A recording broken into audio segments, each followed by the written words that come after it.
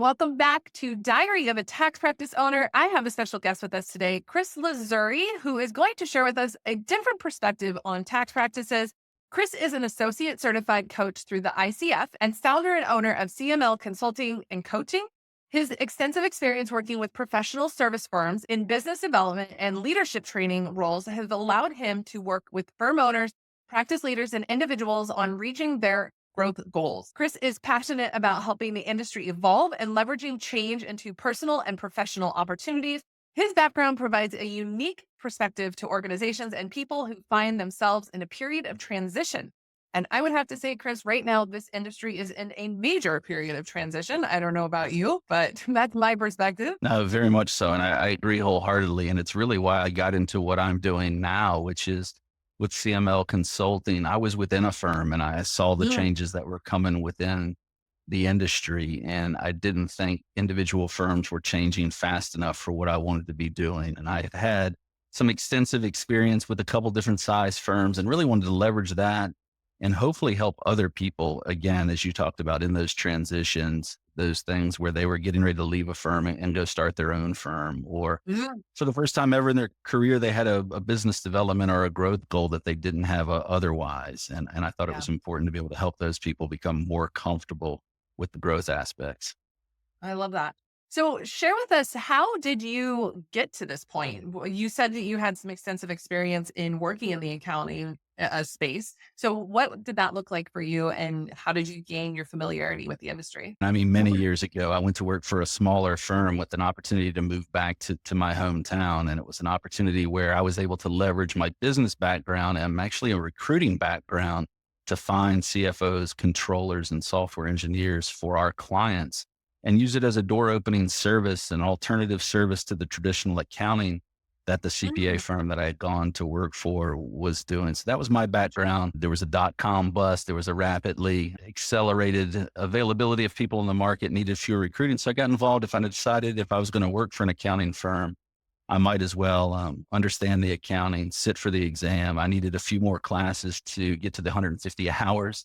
So I have a particular interest in that 150 hour requirement and met that and was eligible to sit for the exam. And then just, I never finished taking the exam. I didn't complete that. There were some things that went on, but I understood enough of the industry. And after 20 years in the industry, both with that firm and the acquiring firm, it gave me that experience to be able to do that. And probably 8 years in, they're like, you're not like the typical accountant. You're not afraid to go talk to somebody. Would you be interested in leading our business development efforts? So I started that when we were still a single office firm that had grown to about 10 million. And then as part of the larger firm, was the only person in the firm when I was hired to, or when we were acquired, that had strictly business development responsibilities, no client service delivery, wow. no hands-on doing of any of the work. Yeah. So, how were you doing? And I'm curious about, how were you doing the business development activities? Were you networking? Were you focused on marketing skills? Was it conference facing development? Like, what was the role that you were carrying there? We were very intentional in what we were trying to grow. So part of my role was to lay out the growth plans for the year and what markets we wanted to go after, what particular services we wanted to offer, what industries we wanted to be in, and then Mhm. work with the partner group. So part of my role as business development was actually managing a outbound sales team that did telemarketing calls for outbound on a couple services that we had, working with the partners on developing their business development plans for the year and the goals that were laid out from a firm-wide growth perspective to help Mhm. them meet that with the appointment setters, setting appointments for them in some cases with certain services, but others, it was just leveraging local networks. As I said, I'd moved back to my hometown. So it had a lot of connections there. It was the typical networking chamber events, but also being very intentional about what we were going after. Yeah. Interesting. And so, how large was the firm that you were working for at that time? Because there's a lot of people that are very small. And so they're probably thinking, oh my gosh, outbound sales, I need to be doing that too. I just want to set the scale for them, because then we'll kind of pivot into the smaller firms in a moment. But how large was this firm?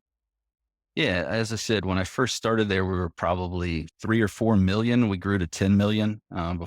for the acquisition, but we were in a situation where we didn't have a whole lot of recurring work. We were probably generating 60 to 70% new business each year because of the nature of what we were doing and the special projects we were working in. A lot of profit recovery services, a lot of special projects, a lot of transactional driven things, as opposed to the traditional services of a firm that are compliance based. Yeah. Interesting. So you said that you saw trends happening towards the end of your tenure with that company. What were the things that you were seeing in the industry that really had you focus on the smaller firms and your desire to help them to kind of make this transition in the industry that was happening? Probably about 6 or 7 years before I left the firm, I had windshield burn of being on the road all the time, doing business development directly myself, working with a couple different industries. As I said, we'd been acquired, so I'd become part of an organization that went from 10 million to a little over 100 million. From 100 Wow. million, we've grown to nearly 300 million. But we were focusing on particular industries, splitting a lot of time covering the entire state.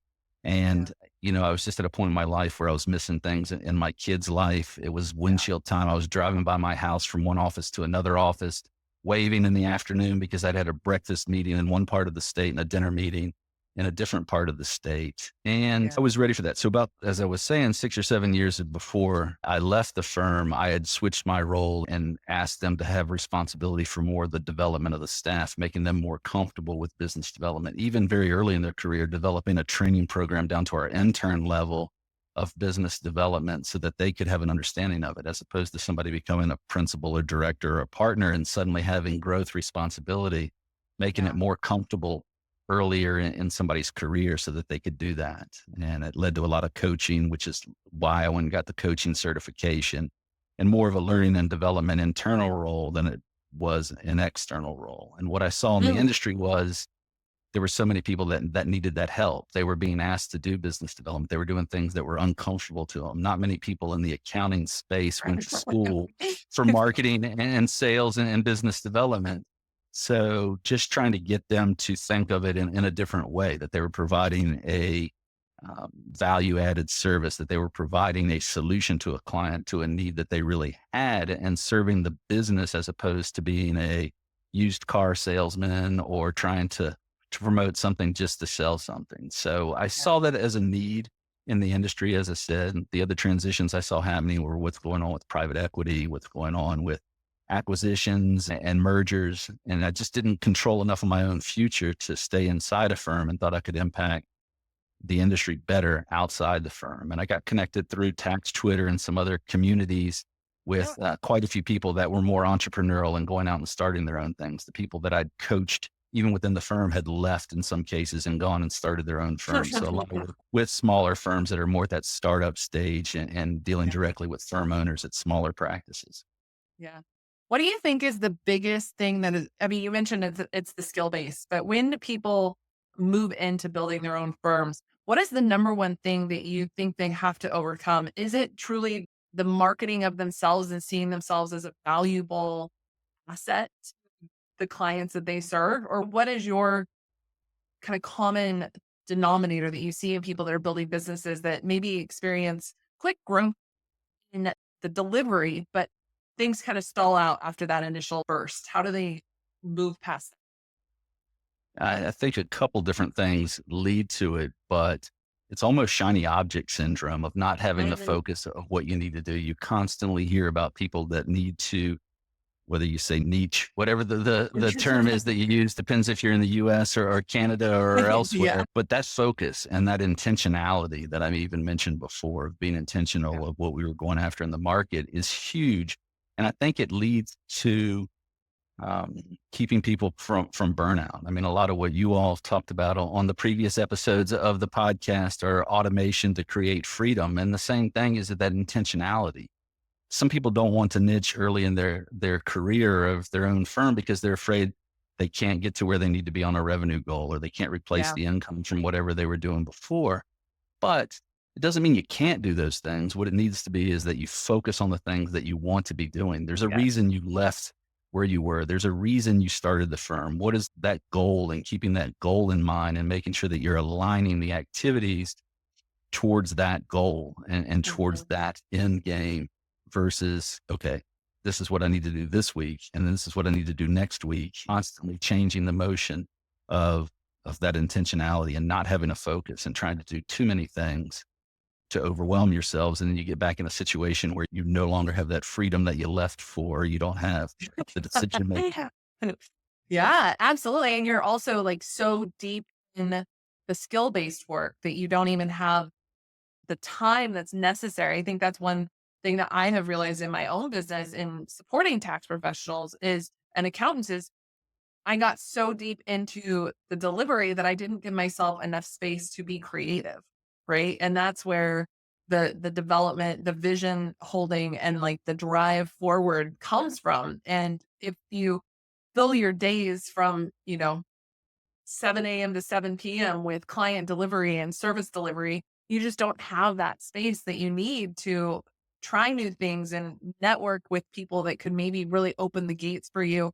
Or even to your point, have this bandwidth or this space in your brain to identify what do I actually enjoy doing and who do I enjoy working with if you don't give yourself the space. How do you, when you're working with people that are in that spot where they're feeling like they're just on this constant hamster wheel and they want to create more freedom in their lives and have more growth in their businesses without the burnout, how do you give them that? Like, what is the first thing that you have them do? Is it really kind of visualizing and envisioning what that future state is? And how far out do you encourage them to go?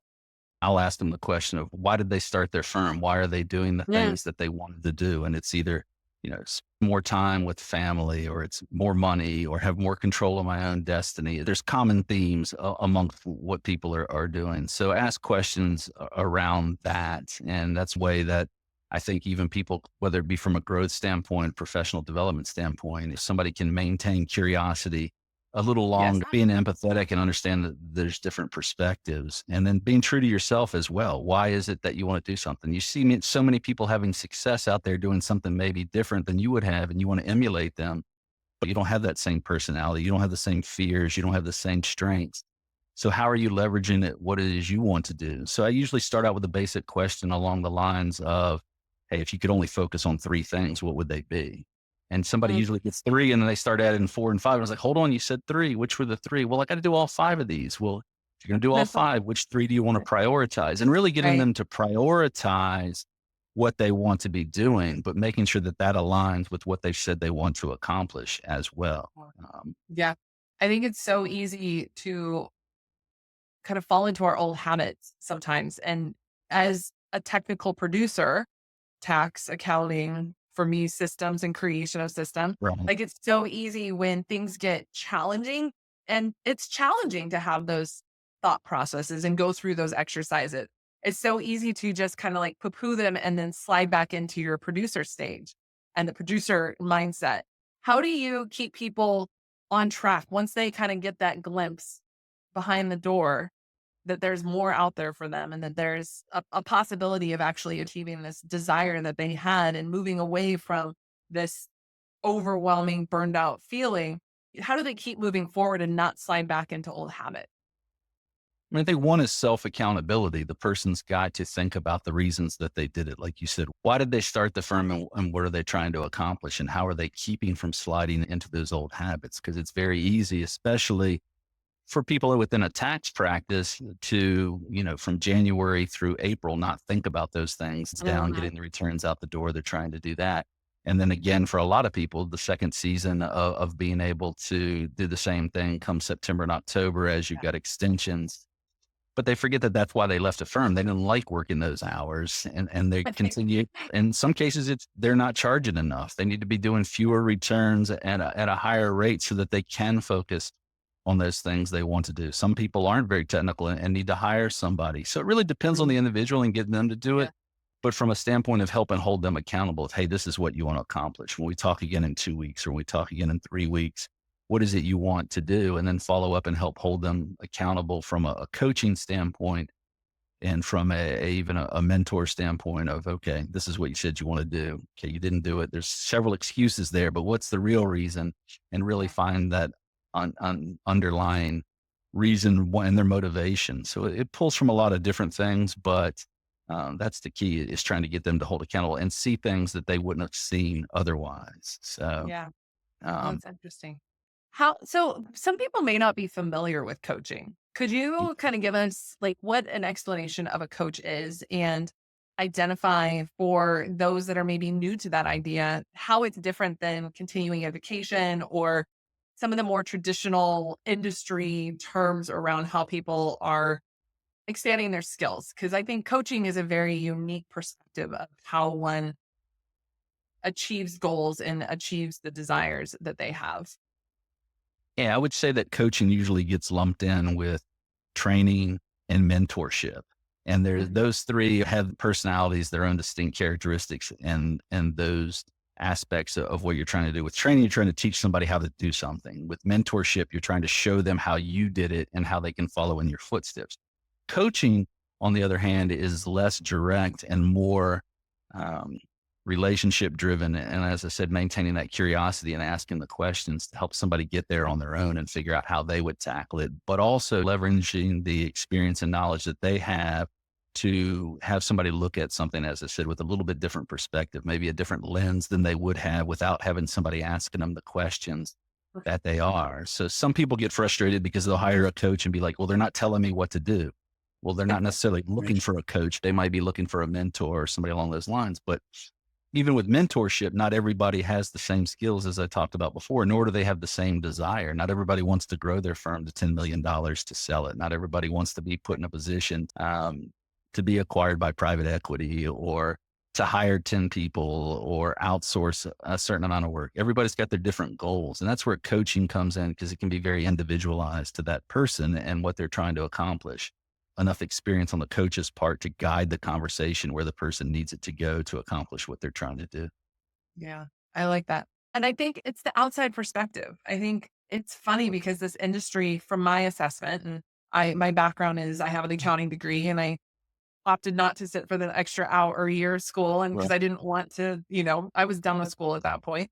And I went into private accounting as well and spent a few years there and just realized that it was not really my calling. And so I ended up the long route to healthcare IT and doing software, and then ended up where I am now, helping tax professionals and accountants because I could speak to speak, right? What I have found is even though I've had that different, perspective into it in my life, what I have seen in this industry is that there is so much reliance on the old way that things have been done.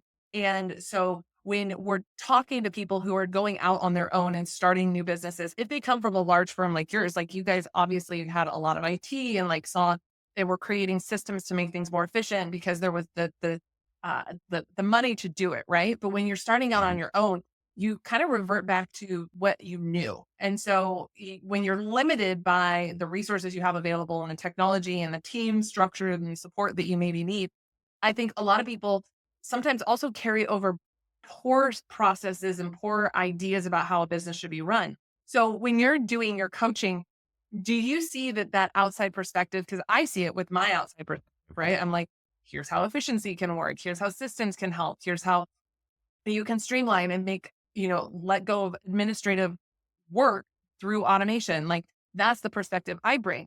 When you're looking at the development and the work that you have done because of your unique perspective, do you feel that there is a way of kind of taking off the blinders for people and making them realize that they actually, in fact, do have the skills that they need in order to build a successful business and grow?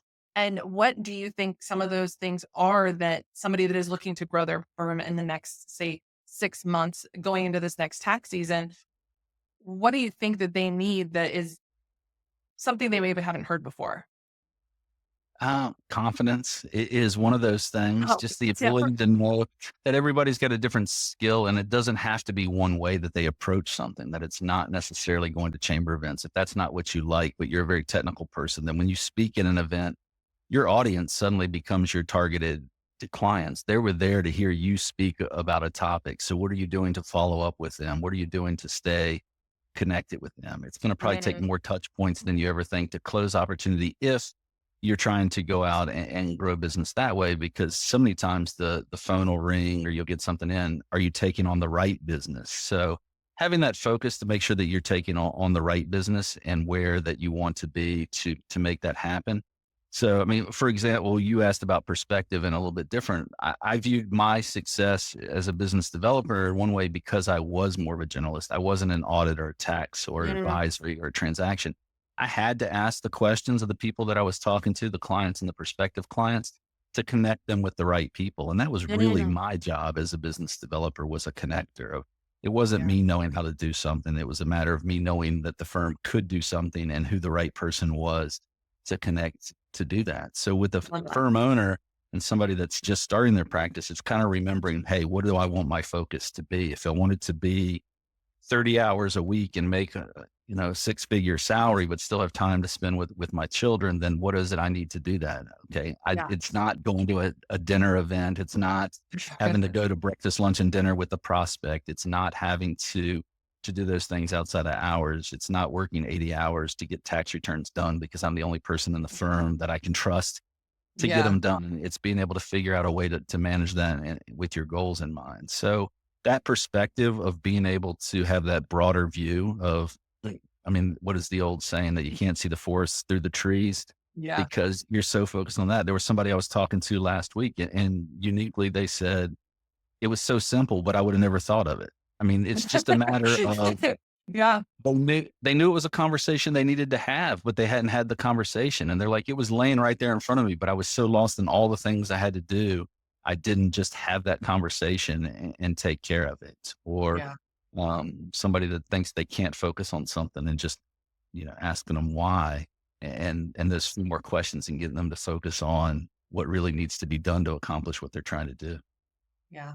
Absolutely. I think that just like everything is so simple when we sometimes just zoom out and sometimes we just get so deep in those weeds.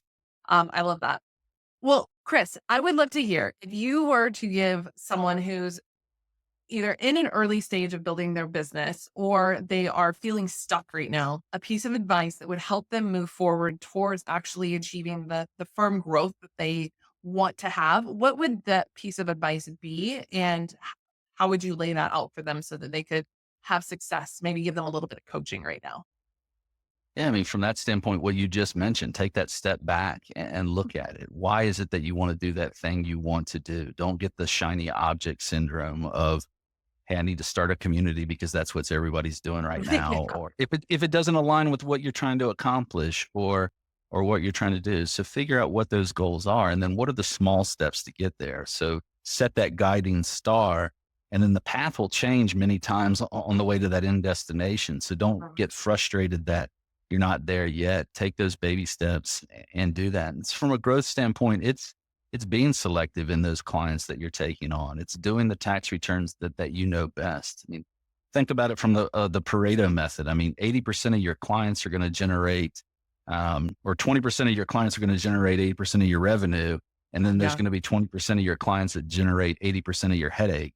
So True. so when you start thinking about it, which 20% do you want to be focusing on? It's those that are generating 80% of your revenue, not the 20% that are causing 80% of your problems. But it's Yeah. the old adage of a squeaky wheel gets the grease. You end up spending your time doing those things that you don't want to be doing or dealing with the problem clients. So Yeah. being selective from the very beginning on who you're taking on as a client, I think is very important. And then maintaining that focus. And again, as I said, many people are scared of that because they're like, okay, I got to take on everything I can to generate the revenue that I want. But is it generating the lifestyle that you wanted by going out and starting your own firm or the reasons behind doing the business or what you enjoy doing? Because if you enjoy what you're doing and you've got clarity in what you're trying to accomplish, it's a lot easier to be successful. It's not as draining. It's not as, Oh, I mean, we yes. talk about mental health in the industry and those things that are so important that that's got to be part of your basis as well, deciding what you want to tackle next. Yeah, absolutely. And I think the mental health is one area that I would love to maybe you can come back and we can talk about that Right. on its own like show because that is such an important part of it. And that comes a lot of the mental health stuff, I think, and the burnout that people are experiencing comes from that lack of awareness of what you actually need to survive and Right. to have or I shouldn't even say survive, but to have the vision of the life that you actually want to have because we are adopting so often that, I can only do this if I have 1,000 clients and I charge them all, $75, then I can make it, that's not sustainable. And so it's like, if that's not, having that many clients is not what you want to be doing, then how can we have another path there? And it's having that vision open up for you of like, oh, there's another way. It doesn't have to be that way. And so just continuing to always reevaluate. And Tony Robbins says that, we're 2 millimeters from the desired result, right? That we want. And it doesn't take massive shifts in your life. It's just like you said, like it's honing in on what that long-term vision is. And then slowly just making these little tiny tweaks can massively change your trajectory. And it's it doesn't have to be a complete like dumping of all your clients. It can be, these are the 10 clients that give me the biggest headache. How can I replace them with somebody that's more in my niche or more in my area of expertise where I'm actually getting paid what I deserve? Like you said, confidence to make that decision. But once you Right. decide, just take the action. Right. It's so much easier on the other side of decision. So, um, And people think of niches often as just an industry, or I need to be working with a certain person or a certain profile. Sometimes it's not even that broken down into demographics. There's a gentleman out there by the name of David Allison that's written a book called Value Graphics, and it's more yes. aligning the values of what your clients admire or use you for, or they're trying to accomplish more so than the demographic. It's not so much a persona as it is I that love that. value. What are they valuing? Is it that time? Is it that money? Is it the family? What is it that they value? And then how are you providing the service that's doing that for them? Because if not, that's Mm, when things become commoditized, or you feel like you've got to do a certain amount of returns at a certain dollar amount to be able to yeah. do that. Then the niching can be more finding those clients that value what you do versus just being a particular industry or a particular service. It's finding that niche of people you like working with and that fit into what your skills and passions are so that you can stay energized. Oh, I like that alignment. I haven't heard that, but it makes a lot of sense because when we're working with people that are incongruent to our values, that's when we start feeling that disjointed, you know, uh, reciprocity, right? Like if they don't value your time and they start asking for all this free stuff and you start giving that to them and there's not the reciprocity there. And so it becomes an unenjoyable relationship essentially. And so, Yeah. yeah, I love that. So thank you for adding that tip. So if you haven't done a values assessment of your clients, I bet if you look at the 10 clients that cause you the most headache, they're probably the clients that are not aligned with you in values. And that's might be an easy shift for you to make some Yeah. changes.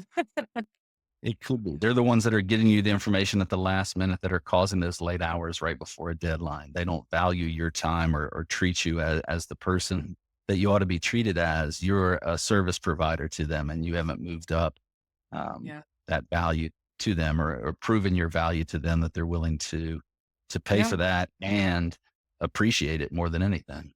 Yeah. Absolutely. Absolutely. Well, Chris, this has been fascinating, and I really appreciate you sharing your coaching expertise and all of the skills that you have obtained through the business development and how you're helping people today. You've really given some new perspectives to how people can grow their practices in a sustainable way and in a way that really aligns for them mentally and emotionally and become something that they actually value themselves, right? And that's so powerful. I would love for you to share how people can follow you, get in touch with you, find out more about your coaching services and the things that you're doing. Yeah. The website is just www.cmlconsulting.com. So that's one way. Twitter, I'm ACCT underscore four, the number four underscore GRWTH. So accountant for growth Oh, has cool. been a person because that's really what I was focused on when I was more in industry. Yeah. I will be speaking at Intuit Connect in October. So I'll be there and hope to get to meet a lot of people that I've only met through social media or Cool. community involvement and those things before. So I believe my session number is 1694 when you register, but it's all about the same things of how do you sustain growth intentionally, but with authenticity, curiosity, and empathy, because I really think those three values are what drive what I'm trying to do for the industry and drive not only my coaching, but I think they can drive growth for individuals as well, because you have to be authentic to yourself. And if you maintain that curiosity and you do it with an empathetic view of the other person's perspective that you're communicating with, that you can really gain some success. Love that. I love that. And I think you're spot on. Spot on. Yeah. Awesome. Well, we will make sure that all of those things are linked below here. And if you do catch Chris at Intuit, make sure you say hello and let him know you heard him on the podcast. So thank you again, Chris, so much for being here. Really appreciate it. And we look forward to hopefully connect in person sometime at an event. And if not, then on the Twitters, we'll probably see each other there. So thanks for All being here right. today. Thank you, Jamie. Appreciate it very much. And I love what y'all are doing. Well, thanks, sir.